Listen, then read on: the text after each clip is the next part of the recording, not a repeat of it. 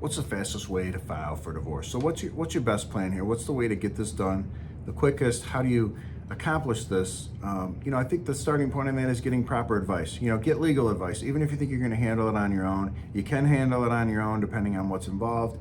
You file some paperwork, but there's a lot more to it. You want to understand all the process. There's a saying to understand the end before the beginning. Understand your goal, understand where you're going. What are you trying to do here before you start?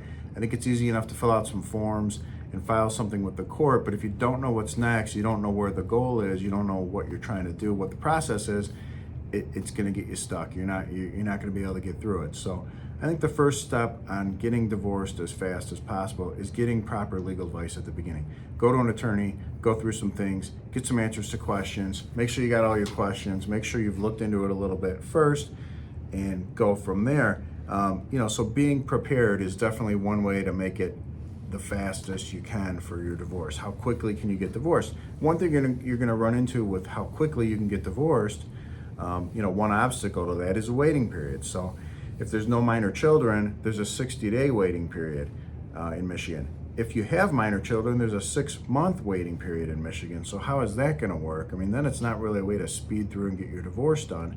Now you could speed through and get an agreement right away.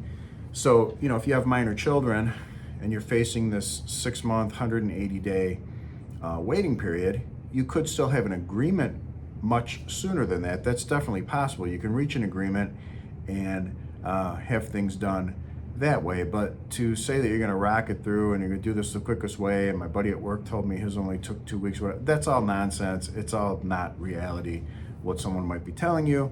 There's a 60-day waiting period with no minor children, and there's a 6-month waiting period if there are minor children.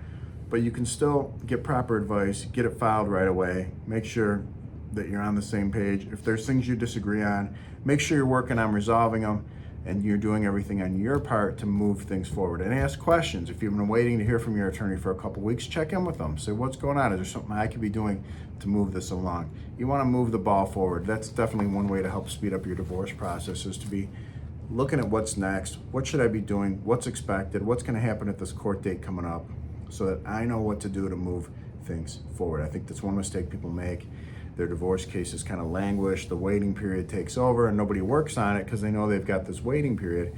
But you could reach an agreement right away. Even a divorce with minor children with a 6-month waiting period, you could have an agreement 2 weeks in that's going to be valid and enforceable, and everybody signs it and you're good.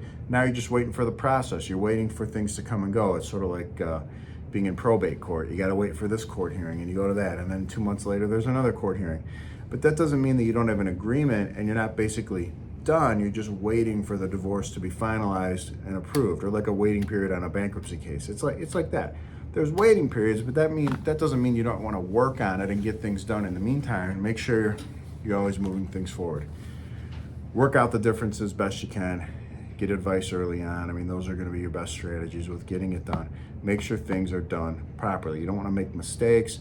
You don't want to find out that the paperwork you filed, because you're going to handle it on your own and not have a lawyer, is wrong, is goofed up. There's some step you were supposed to do. The court's not there to help you. The court's not allowed to give legal advice, and they aren't looking to do that. So you want to make sure you know what's going on. If you're going to handle it on your own, you want to have coaching from the sideline, from somebody with experience that's going to help you move it forward. It's all up to you. You have to be a self-starter.